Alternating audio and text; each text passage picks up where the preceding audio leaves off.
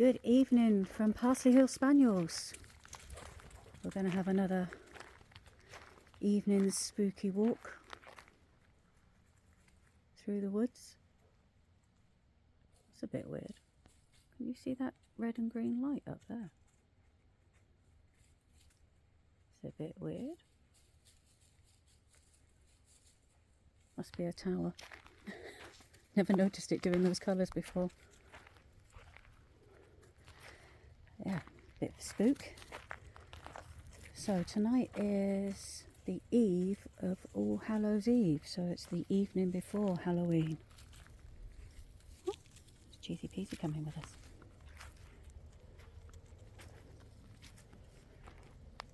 Thought I'd tell you about what happened to our daughter when we were living at the tower. Told her about her and the salt tower and getting scratches on her stomach and her legs and all things like that. So, excuse me, got a few sniffles. Thought I'd tell you.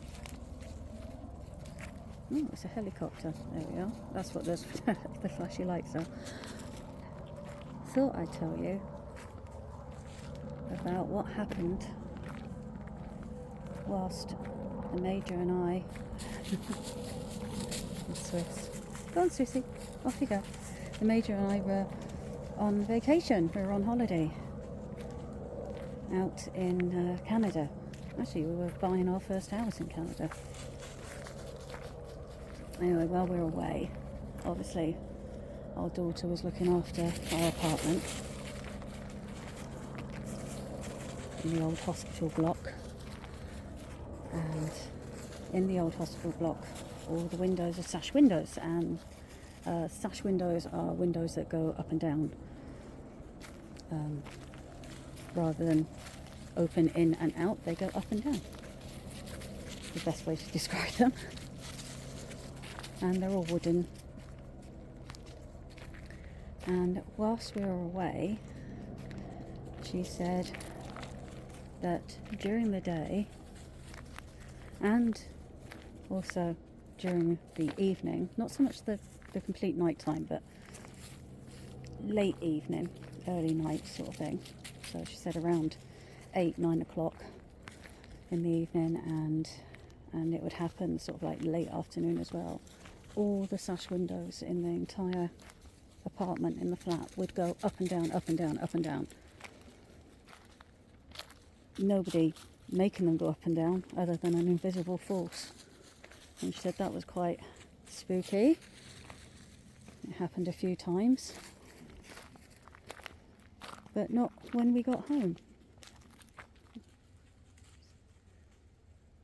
Just see Adelaide going off this Swissy. Yeah.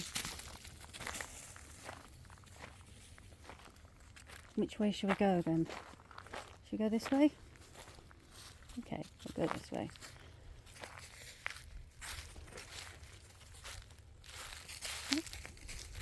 I've still got to see where I'm walking. Got my head torch on. Yeah, so that was quite spooky. I told you about the medieval tower, or medieval palace I should say, not tower, and the shadows getting up and walking off.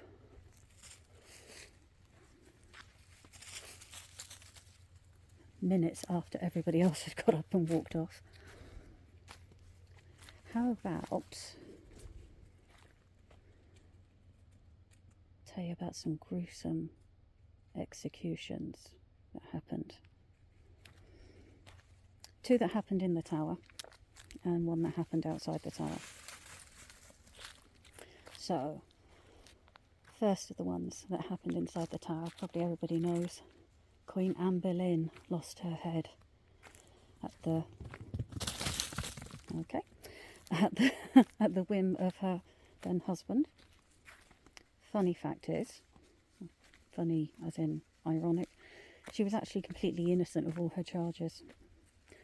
She never once strayed. She was faithful to him until the last, but he took her head anyway. Well, everybody knows that, I suppose everybody knows, that he brought in a French executioner who would take her head off by... Oh, what's that?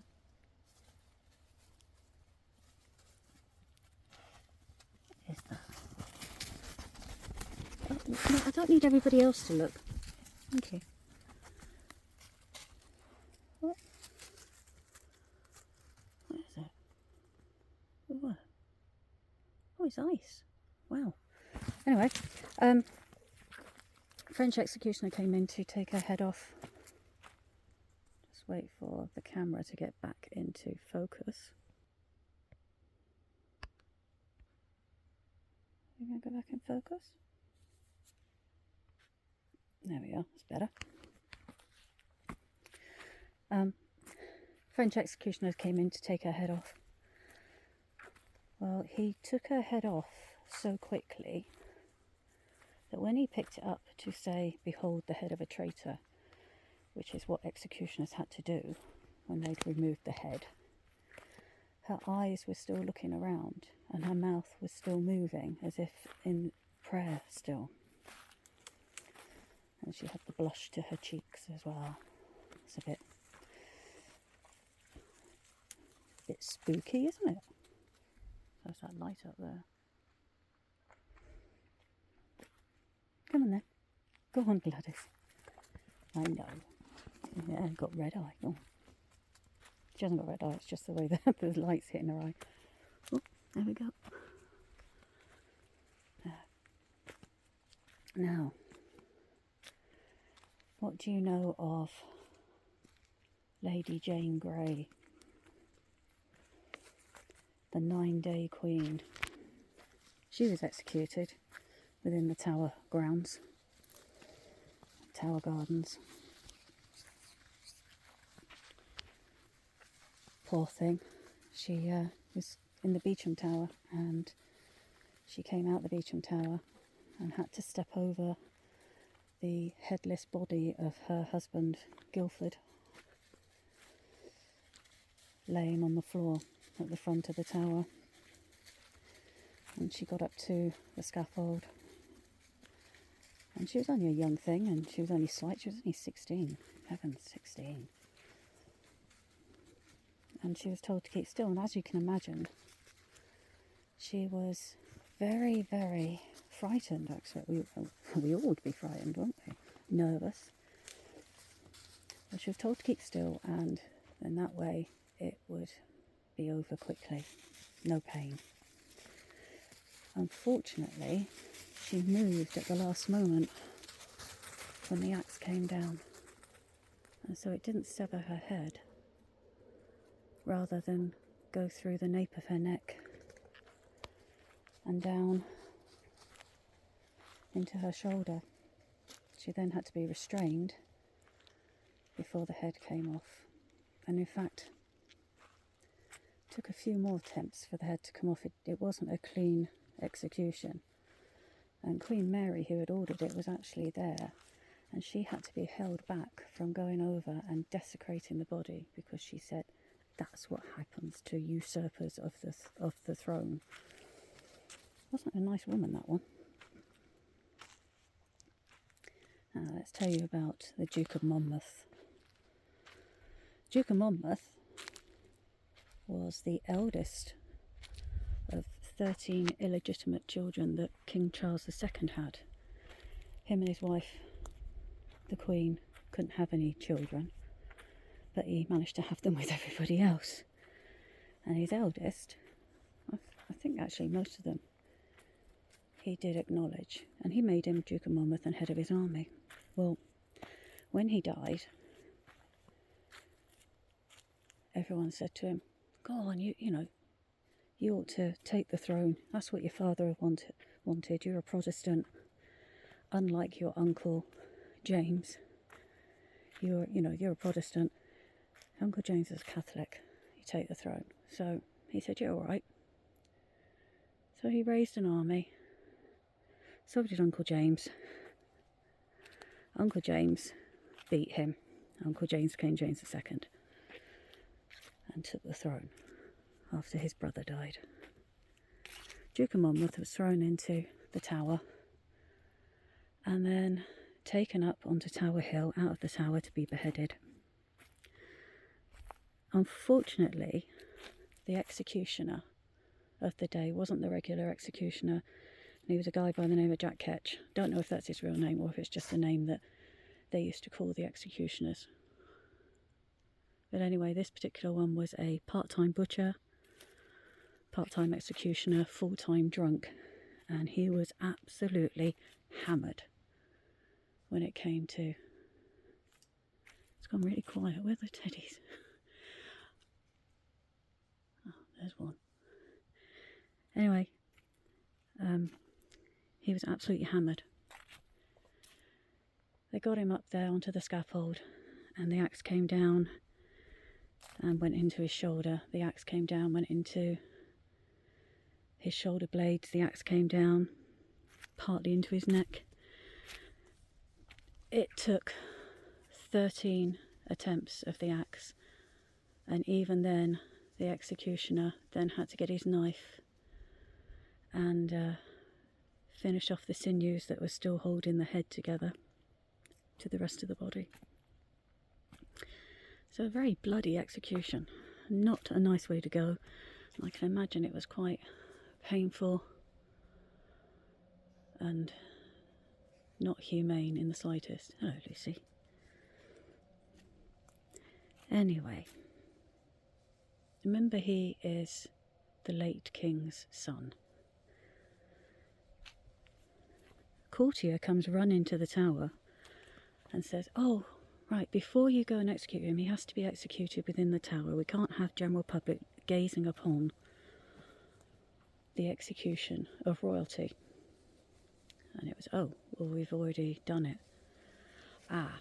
Also, we need to have his royal portrait done as well, because we haven't got one of those, and we do need one.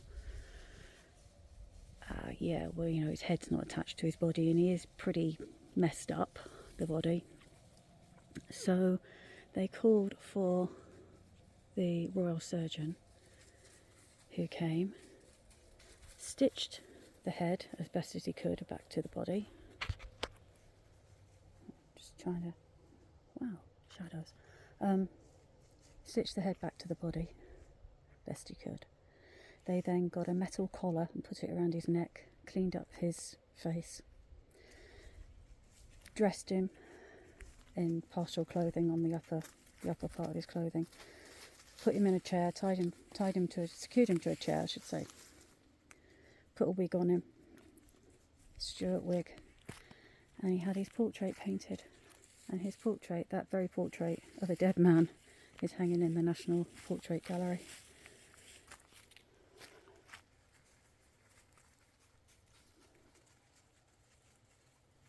So it was definitely an administrational cock-up when it came to him.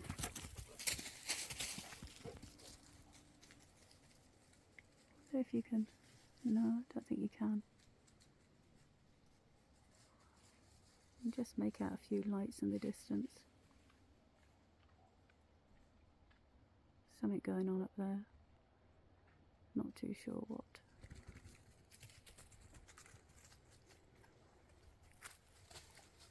My head torch is creating a shadow on here.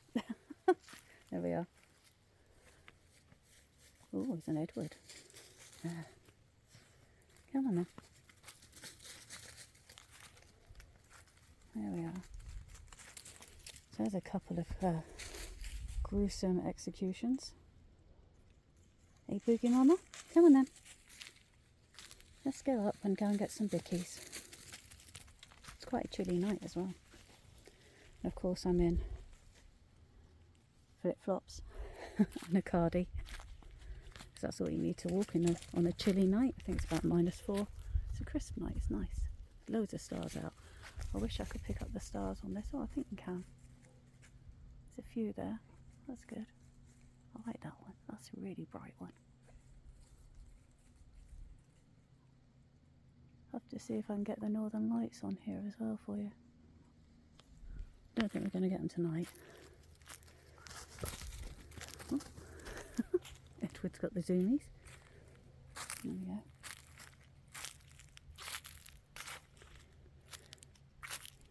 It was definitely once in a lifetime experience living in the Tower of London.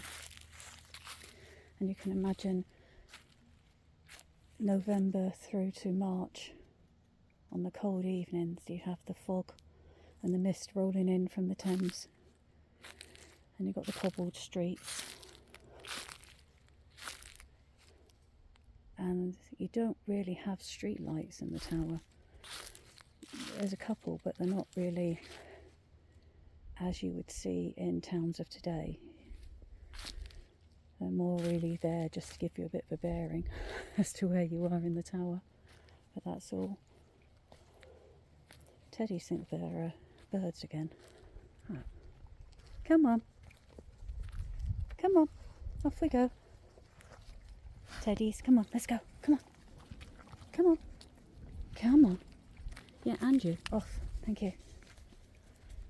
There we are. Right. Come on. I'm glad we did it. Real history, and because we were there and my husband was a yeoman warder, our daughter could have got married in the Chapel Royal St Peter Avuncular, but our grandchildren, should they wish, may get married in the Chapel Royal. That's something 20 years or so down the line.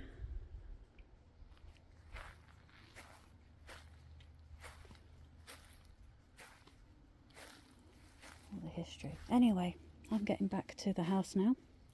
So there's the teddies. Thank you for coming on a little bit of our spooky walk through the woods. It's definitely crisp anyway. Teddies enjoyed it. You see those lights up there? No? Maybe? No? Okay. Thank you for coming along. Hope everybody's keeping well. Have a very happy Halloween. Don't let the bed bugs bite, everyone. And until next time, happy sniffs.